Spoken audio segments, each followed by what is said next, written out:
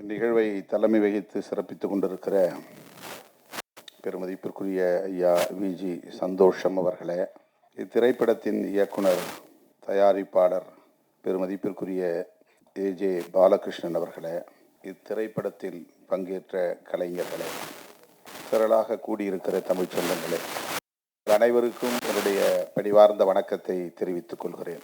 இயக்குனர் அவர்கள் ஏற்கனவே 2 படங்களை தயாரித்து இயக்கி வெளியிட்டிருக்கிறார். ஒரு படத்தின் பெயர் காமராஜ், இன்னொரு படத்தின் பெயர் காந்தி, வெல்கம் பேக் காந்தி என்று 2 மாமனிதர்களின் வாழ்க்கை வரலாற்றை திரைப்படமாக தயாரித்த பெருமைக்குரியவர். காமராஜ் காந்தி என்று பெயர் வைத்தவர் இந்த திரைப்படத்திற்கு திருவள்ளுவர் என்று பெயர் வைத்திருக்கலாம். ஏன் அப்படி வைக்கவில்லை என்று நான் யோசித்து பார்த்தேன். இதற்கு திருக்குறள் என்று அவர் பெயர் சூட்டியிருக்கிறார். கருத்தியலுக்கு முக்கியத்துவம் தர வேண்டும் என்கிற பார்வை அவரிடத்தில் மேலோங்கி இருப்பதாக நான் பார்க்கிறேன். திருவள்ளுவரை விடவும் அவர் முன்வைத்த வாழ்வியல் மிகவும் முக்கியத்துவம் வாய்ந்தது. எனவே திருக்குறள் என்றே இதற்கு பெயர் வைப்போம் என அவர் முடிவெடுத்திருக்கலாம் என்று நான் நம்புகிறேன். இந்த பார்வை பாராட்டுதலுக்குரியது, இந்த சிந்தனை போற்றுதலுக்குரியது. வெகு மக்களிடம் கொண்டு போய் சேர்க்க வேண்டும் என்கிற பார்வை.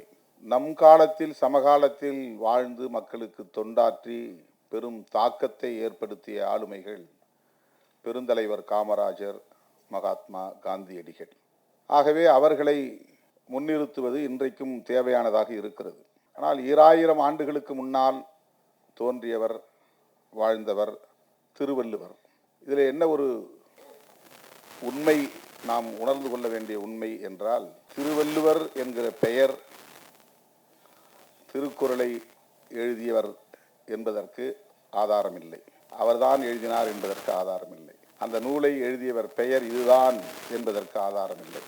அவருடைய பிறப்பு, அவருடைய வாழ்க்கை பற்றி நாம் கேள்விப்படுகிற அனைத்தும் அவ்வப்போது அறிஞர் பெருமக்களால் முன்வைக்கப்பட்ட கருத்துக்களை தவிர காமராஜரை போல உறுதிப்படுத்தப்பட்ட ஒரு வரலாறு அல்ல. காந்தியடிகளைப் போல இந்த தேதியில் பிறந்தார், இந்த தேதியில் வாழ்ந்தார், மறைந்தார் என்று சொல்லுகிற உறுதிப்படுத்தப்பட்ட தரவுகள் எதுவும் இல்லை. இப்போது நம்முடைய ஆட்கள் திருவள்ளுவர் எந்த சாதியாய் இருக்கக்கூடும், எந்த மதமாய் இருக்கக்கூடும் என்றெல்லாம் ஆராய்ச்சி செய்கிறார்கள்.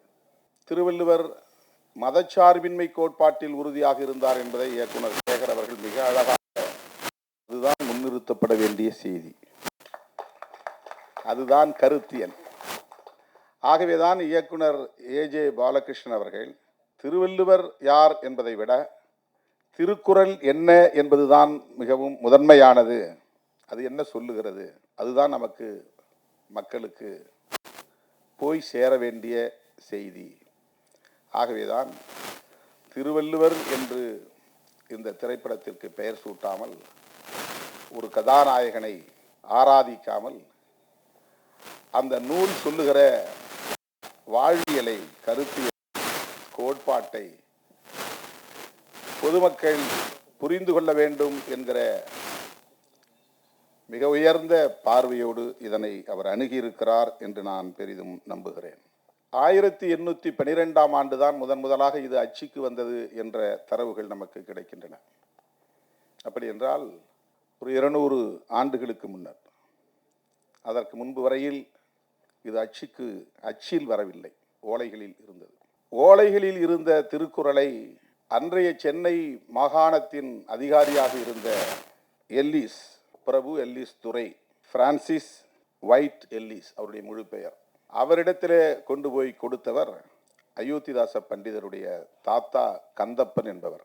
பண்டிதர் அயோத்திதாசர் தமிழ் சமூகத்தில் மிகப்பெரிய தாக்கத்தை ஏற்படுத்திய ஒரு அறிஞர். அது ஓரளவுக்கு கற்றறிந்த வட்டாரத்தில் அறிந்த ஒன்று.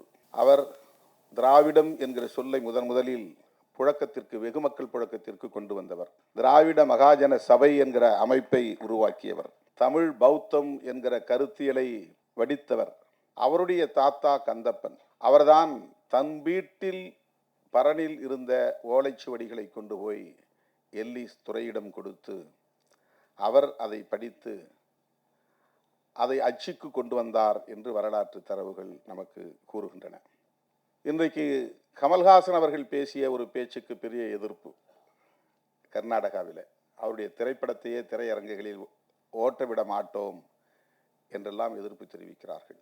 தமிழிலிருந்து தான் கன்னடம் தோன்றியது என்ற கருத்தை அவர்களால் ஏற்க முடியவில்லை. ஆனால் 1812 எல்லிஸ் அவர்களும் 1852 ஹென்றி ஹொய்சிங்டன் என்பவரும், அவர்களெல்லாம் பிரிட்டிஷ் குடிமக்கள், ஆங்கிலேயர்கள். அவர்கள் தமிழை கற்று, தமிழை ஆய்ந்து, தமிழ் அறிஞர்களோடு உரையாடி, அவர்கள் தென்னிந்திய மொழிகளான தமிழ், தெலுங்கு, கன்னடம், மலையாளம், துளு போன்ற மொழிகளை எல்லாம் ஒப்பீடு செய்து கருத்து இந்த மொழிகளுக்கெல்லாம் மூலமொழி தமிழ் என்ற கருத்தை உறுதிப்படுத்தி இருக்கிறார்கள். எல்லிஸ் அவர்கள் வாழ்ந்த சமகாலத்தில் வாழ்ந்தவர் தான் அந்த ஹென்றி ஒயின்ஸ்டன் என்பவரும். மிகவும் தொன்மை வாய்ந்தது, சிறப்புக்குரியது தமிழ் உள்ளிட்ட தென்னிந்திய மொழிகள் தான் என்கிற செய்தியையும் சொல்லுகிறார்கள். அந்த காலத்திலே பாலி மொழி இருந்தது, அந்த காலத்திலே சமஸ்கிருதம் இருந்தது. இன்றைக்கு பாலி மொழியை பேச யாரும் இல்லை. பௌத்தம், புத்தரே பேசிய மொழி பாலி மொழி என்று அறியப்படுகிறது. இப்போதைக்கு அது பேச்சு வழக்கிலே இல்லை. சமஸ்கிருதம், சான்ஸ்கிரிட் இன்றைக்கு பேச்சு வழக்கிலே இல்லை. அந்த சமகாலத்தில் தோன்றிய அல்லது அதற்கு முன்பு தோன்றிய வரலாற்று தரவுகளை கொண்ட தமிழ் மொழி இன்றைக்கும் உயிர்ப்போடு இருக்கிறது. உலகம் தழுவிய அளவில் வலிமை பெற்றிருக்கிறது, புதுமையை உள்வாங்கி இருக்கிறது. தமிழ் மொழிக்கு உள்ள சிறப்பு தொன்மையும் புதுமையும் இணைந்த ஆளுமை மிக்க ஒரு மொழி. பல மொழிகள் தோன்றி வளர்ந்து முதுமை அடைந்து மறைந்து போய்விட்டன. தொன்மைக்கு எதிர்ச்சொல் முதுமை அல்ல, தொன்மைக்கு எதிர்ச்சொல் புதுமை. அண்மையிலே ஒரு பட்டிமன்றத்தை நான் பார்த்தேன். செம்மொழி சிறப்பு தமிழுக்கு வந்ததற்கு அதன் தொன்மை காரணமா அல்லது இளமை காரணமா என்று தலைப்பிட்டிருந்தார்கள். முதுமைக்கு எதிர்ச்சொல் இளமை, தொன்மைக்கு எதிர்ச்சொல் புதுமை. புதுமை சொல்லியிருந்தால் அது பொருத்தமாக இருந்திருக்கும் என்று நான் எண்ணினேன். இன்றைக்கு கணினி மொழி வந்துவிட்டது, அது புதுமை. கணினிக்கு ஏற்ப தமிழ் தன்னை தகவமைத்துக் கொண்டிருக்கிறது. அந்த அளவுக்கான செறிவை பெற்றிருப்பதால், செம்மை அடைந்திருப்பதால் அது செம்மொழி. செம்மை அடைந்திருப்பது என்றால் செழுமை அடைந்திருப்பது என்று பொருள். செழுமை உருவதைத்தான் செம்மை உருவது என்று நாம் சொல்லுகிறோம்.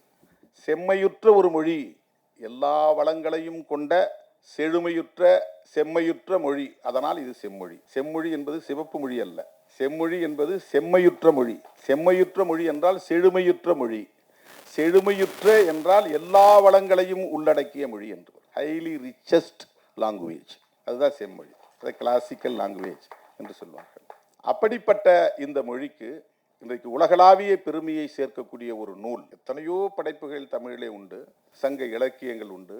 11 மேற்கணக்கு நூல்கள், 11 கீழ்கணக்கு நூல்கள்.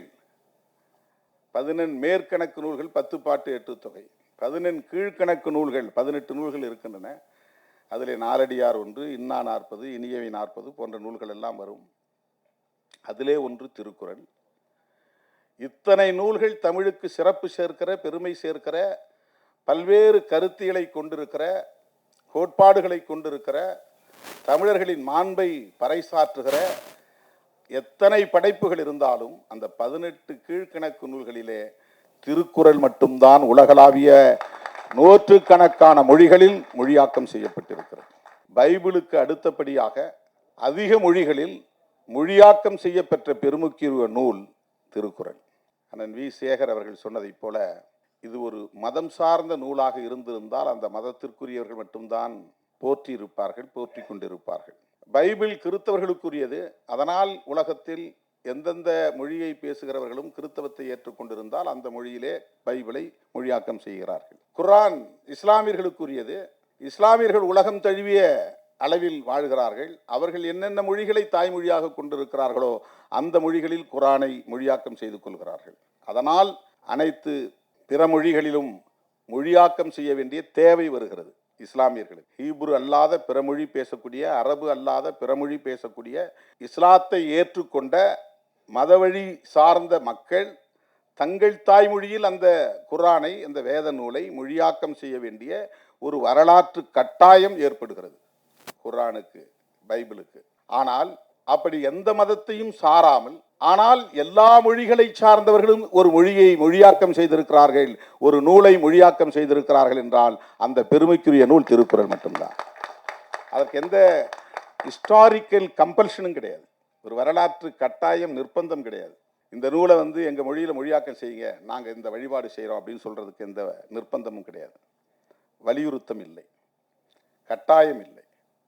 ஆனால் பல மொழிகளில், ஏராளமான மொழிகளும் இந்த நூல் மொழியாக்கம் செய்யப்பட்டிருப்பதற்கு காரணம் அதற்குள்ளே இருக்கிற கண்டென்ட்.